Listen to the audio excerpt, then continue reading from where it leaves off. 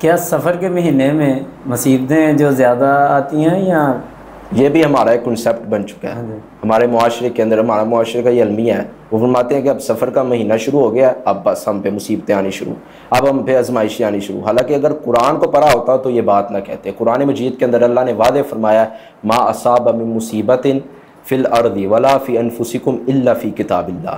تمہارے اوپر جو بھی مصیبتیں آتی ہیں یا پھر زمین پر آتی ہیں, الا فی کتاب اللہ, وہ اللہ کی تقدیر میں لکھی جا چکی ہیں.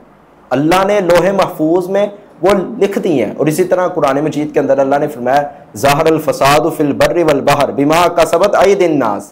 زمین کے اوپر یہ جو آزمائشیں ہیں, زمین کے اوپر جو تکالیف ہیں, زمین کے اوپر یہ جو فساد پیدا ہوا ہے, یہ بھی کس کی وجہ سے ہے؟ بما کسبت ایدی الناس, تمہارے ہاتھوں کی کمائیوں کی وجہ سے. تنہائیوں کو میں جو اللہ کی حدوں کو پامال کرنا ہے, اس کی وجہ سے تمہارے اوپر مصیبتیں آئی ہیں. اور اسی طرح اللہ ذوالجلال نے قرآن مجید کے اندر ایک اور بھی بڑی پیاری بات کی. اللہ فرماتے ہیں کل لن یصیبنا کل لن یصیبنا, کہ کہہ دیجیے اے میرے پیارے پیغمبر صلی اللہ علیہ وسلم کہ کوئی بھی مصیبت کسی وجہ سے نہیں آتی, وہ اللہ کی طرف سے ہے. آزمائش وہ اللہ کی طرف سے ہے.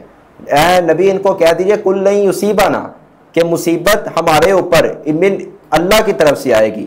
اور ہمیں کیا چاہیے؟ ہمیں اللہ ذوالجلال پہ توکل رکھنا چاہیے, اللہ ذوالجلال پہ توکل رکھنا چاہیے. اور اسی طرح حضرت عبداللہ بن عباس رضی اللہ تعالیٰ کو, اور اسی طرح حضرت عبداللہ بن مسعود رضی اللہ تعالیٰ عنہ کو ابن ماجہ کے اندر صحیح سند کے ساتھ روایت موجود ہے.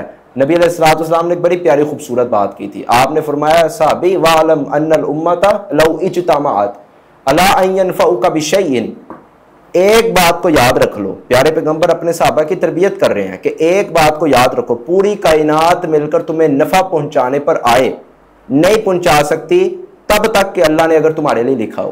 اگر اللہ نے تمہاری زندگی کے اندر اگر اللہ نے نفع نہیں لکھا تو لوگ بھی تمہیں نفع نہیں پہنچا سکتے. اسی طرح نبی علیہ الصلوۃ والسلام نے فرمایا پوری دنیا مل کے اگر نقصان پہنچانا چاہے تو تمہیں تب تک نقصان پہنچ نہیں سکتا جب تک اللہ نہ چاہے.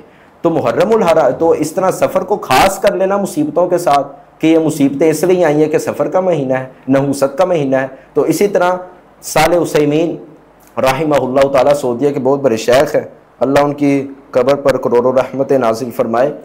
انہوں نے بھی بڑا کام کیا دین حنیف کا. صالح عثیمین رحمہ اللہ تعالیٰ نے فرمایا کہ سفر کے مہینے میں جو انسان یہ عقیدہ رکھتا ہے نا کہ سفر کے مہینے میں مصیبتیں زیادہ اس وجہ سے آتی ہیں کیونکہ یہ نحوست والا مہینہ ہے, تو وہ یہ سوچے کہ اس کا عقیدہ اہل اسلام والا عقیدہ نہیں ہے بلکہ باطل عقیدہ جو پہلے چلتا آ رہا تھا جس کا اسلام نے انکار کیا. اسلام نے اس عقیدے کا آ کے انکار کر دیا, یہ نہیں انکار کر رہا تو یہ اپنی اصلاح کرے. تو جو شخص یہ سوچتا ہے کہ یہ سفر کے مہینے میں مصیبتیں زیادہ آئیں گی, یہ نحوست والا مہینہ ہے, منحوس مہینہ ہے, تو وہ اللہ ذوالجلال کی تقدیر کا انکار بھی کر رہا ہے اور اس عقیدے کو دوبارہ لے کے آ رہا ہے کہ جس کو اسلام نے روک دیا ہے.